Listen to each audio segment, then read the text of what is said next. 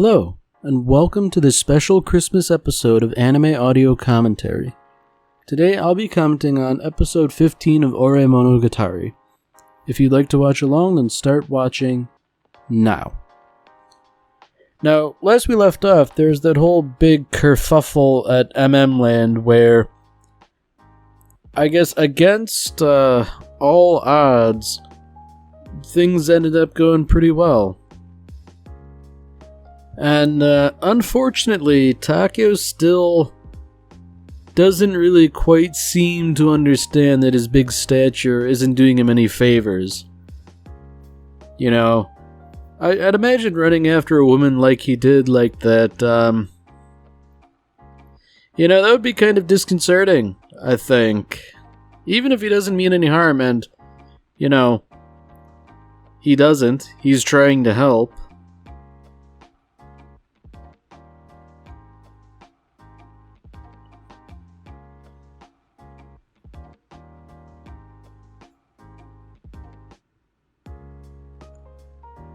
So I wonder what exactly the issue is here with that little parable. Okay, so I guess it's just sort of general insecurity,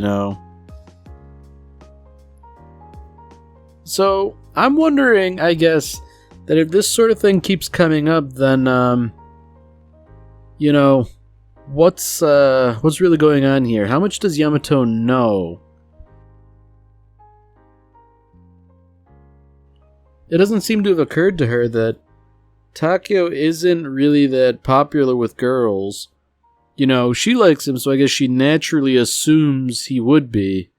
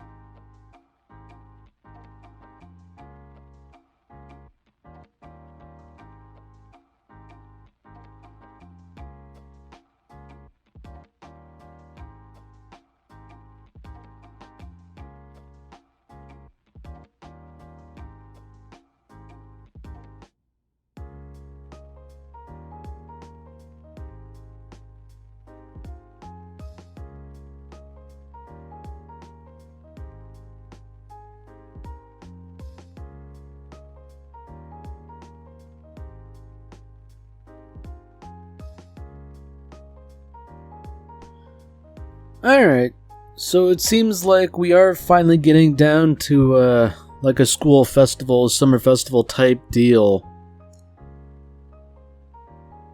And I'm wondering what precisely a Swedish relay is. Because I don't think I've ever heard that particular phrase before, unless of course they just mean, like, a relay race. But, if that's the case, like, is Takeo suitable for that? Like, I'm sure he's, just generally, pretty athletic, but, okay. I'm glad they're explaining what precisely a Swedish relay is, because I would just, I guess I would have just assumed that they meant, like, a relay race, where, you pass the baton and run in turns and all that.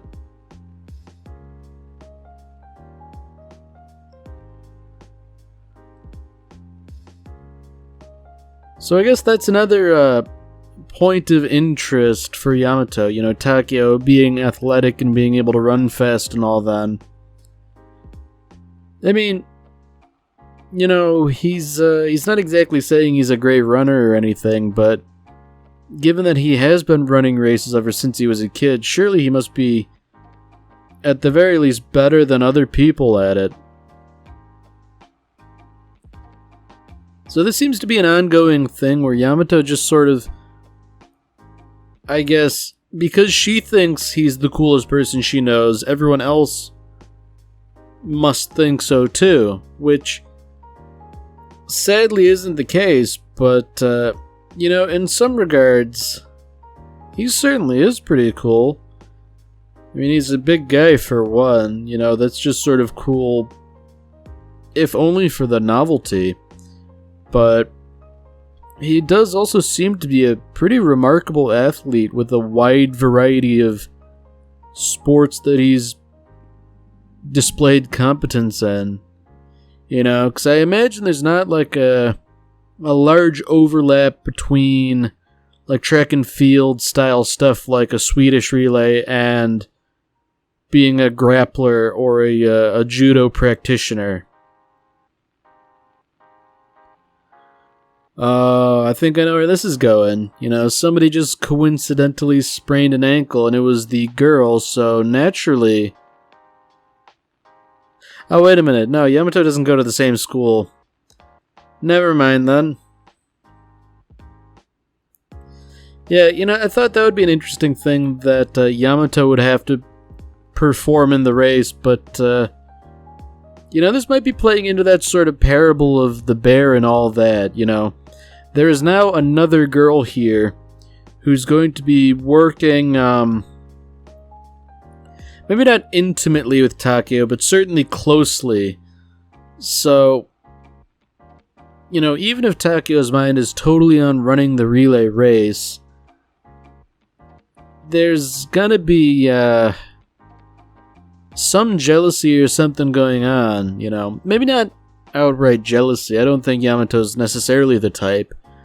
But she's definitely going to be concerned about it. And I mean, it's not a big deal all told. Takeo would never think about doing anything untoward. But just sort of seeing Takeo and another girl interacting, however platonically, that, I feel like that would cause Yamato concern. Correctly or incorrectly.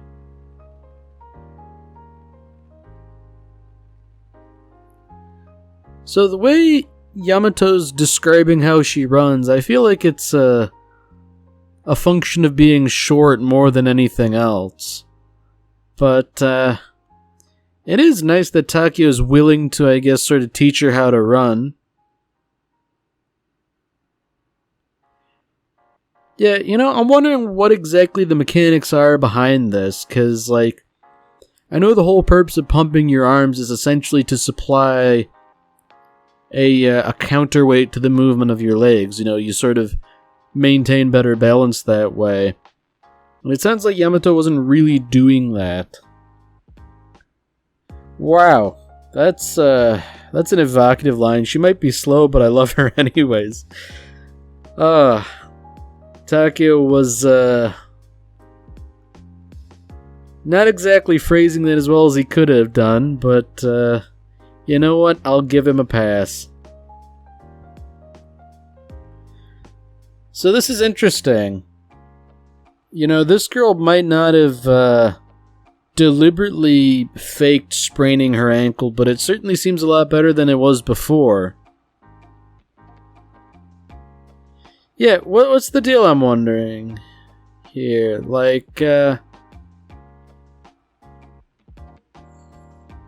yeah, it does seem that, a lot of Takeo's speed has to do with just having massive, long legs. And, I feel like that really is half the battle. Oh, wait a minute, no, this is the replacement runner. Wow. Man, I guess I can't, distinguish these two background characters. But I think the salient point here is that Takeo was trying to reassure her. It's like, you're not that slow. And, it's not good, I wouldn't think that she's sort of reminding him of Yamato. Yeah, it seems like I'm right here. They're gonna be practicing and doing all that stuff, and that'll cause friction. I mean, Takeo's coming from a good place, you know. Like, she needs help. She's currently the weak link on the team.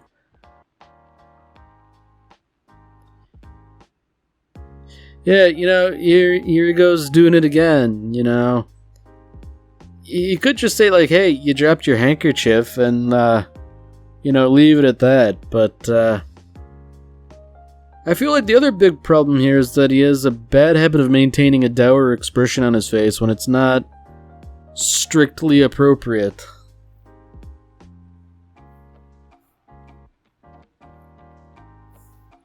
You know, I guess this is good training in a sense. You know, get her to run by introducing a sense of terror by chasing her. Oh. Wow, that's a bombshell to drop. Oh yeah, I didn't realize the race was co-ed. Yeah. I mean, Yamato doesn't realize exactly what's going on here, so there's no reason to be jealous yet, but, I think that's definitely something they're working towards. And if that weren't enough, you know, Makoto's sort of dropping a bombshell. It's like, you know, you're not nearly as unpopular as you seem to think you are. And from what we've seen, that is kind of true. You know, he's not a pariah or anything. So I feel like, you know, Makoto probably would have done good to spell it out for the guy. You know, just, watch out, you know. So I guess the question here is, will Yamato be watching the festival? I mean, it seems like it was a school event, so I don't think other schools would necessarily show up to compete or spectate unless it's an inter-school event. But I don't remember seeing anything about that being the case, so I guess, you know, if things are to hit the fan, Yamato might have to hear something secondhand. Ooh. That's unfortunate, tripping during a relay race like that. But I guess fortunately for everyone, you know, Saijo, she still has Takeo to rely on, so as long as she can keep up and pass the baton, then, you know, maybe things will work out. And, Takeo doesn't know what he's doing, man. He's giving that sort of reassuring nod. That's not good, man. It's like, I recognize that there's a sense of camaraderie in sports and stuff like that, but,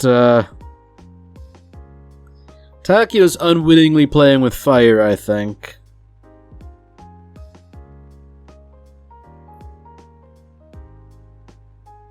So I guess the question is, you know, how do things go from here? Does Takeo ultimately let Saijo down gently? Does Yamato have to beat her off with a stick? Like, yeah.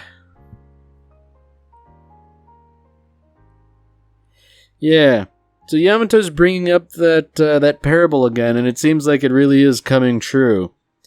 You know, this girl, presumably out of this whole ordeal of running the Swedish relay, she now wants to hang out with Takeo, and,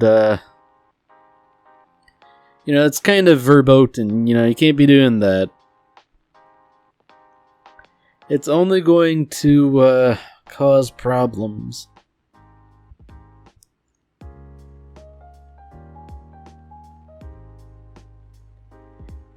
So unfortunately, Yamato's not being entirely practical here. Because, you know, her friends have a good idea. You know, you need to, like, give some sort of clear distinguishing feature that Takeo's taken. So I guess in this case it would be like a little phone charm to put on his phone. Oh no, I think things are gonna come to a head now. This is almost the worst possible thing that could have happened, you know. Saijo was clearly going to do something, and now Yamato's worst fears have been confirmed.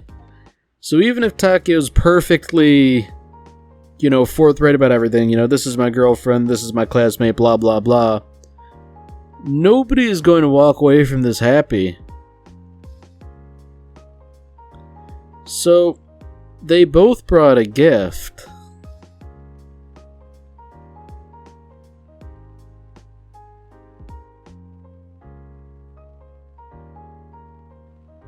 Okay, so Takeo's just sort of taking this at face value, you know.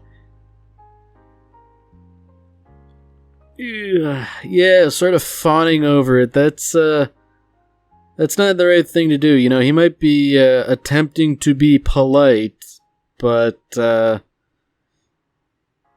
don't know, man. I think the right approach would be to err on the side of terse in order to appease your girlfriend.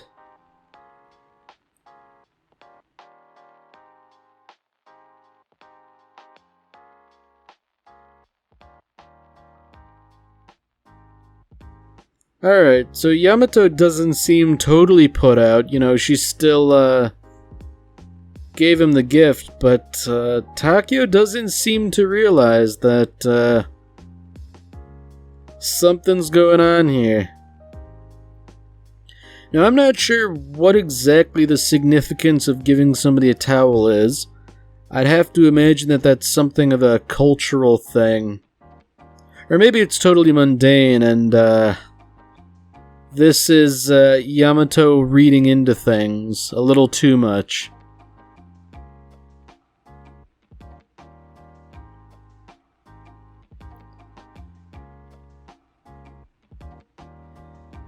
Yeah, you know, Yamato doesn't sound too confident in her ability to fight off this challenger.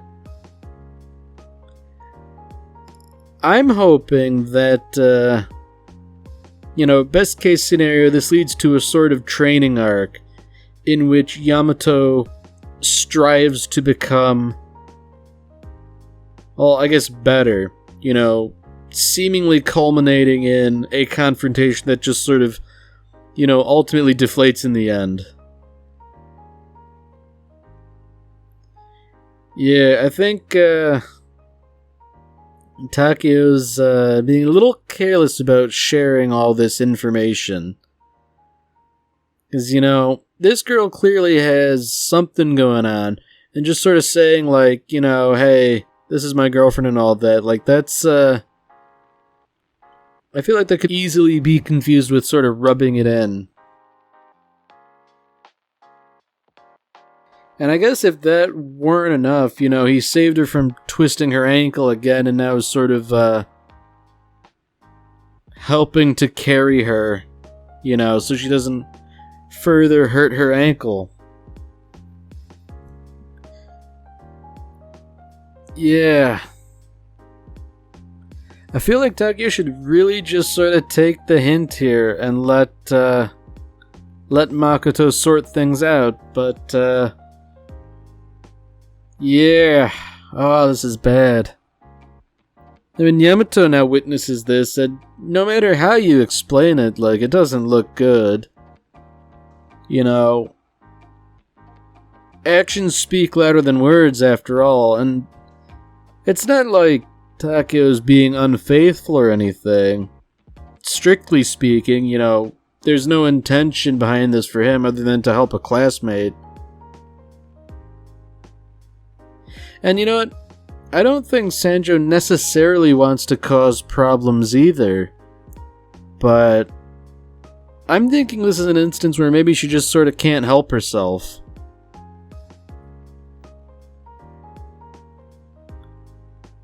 Alright.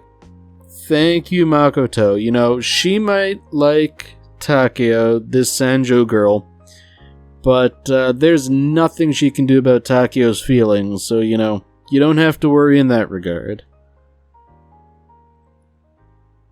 You know what? I'm I'm not going to give in to pessimism. Makoto is 110% correct.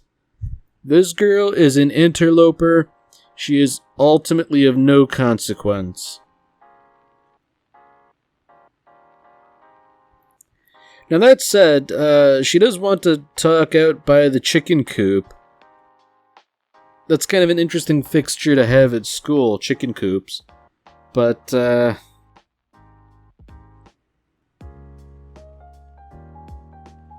my god, she's actually going for it. How brazen. I mean, I guess she's sort of tried to temper it at the end, you know. I don't think she's being honest. I think she's trying to edge her way in here. That is rather pernicious of her, you know. I feel like this whole, like, I like you as a person, please continue to train me business, I think that's a stepping stone from her perspective. And I guess what's worse, Yamato witnessed this, and Takeo doesn't seem bothered, but she certainly does. Okay. Alright, you know what, never mind then. That whole as a person depended on the end. I guess that settled things for her.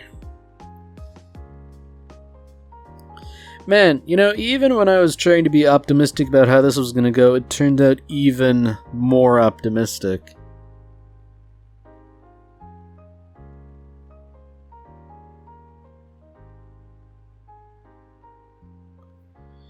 Wow, alright, I guess this worked pretty well for everybody.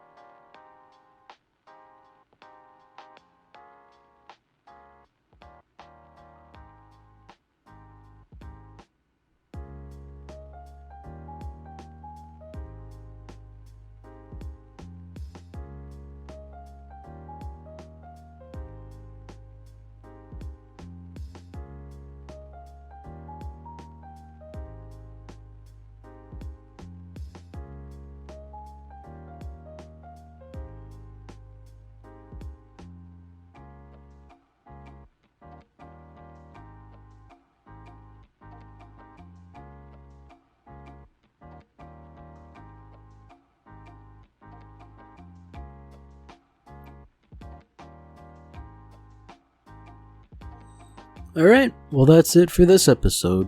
If you've enjoyed it, then by all means, tune in for the next one. Merry Christmas, Space Cowboy.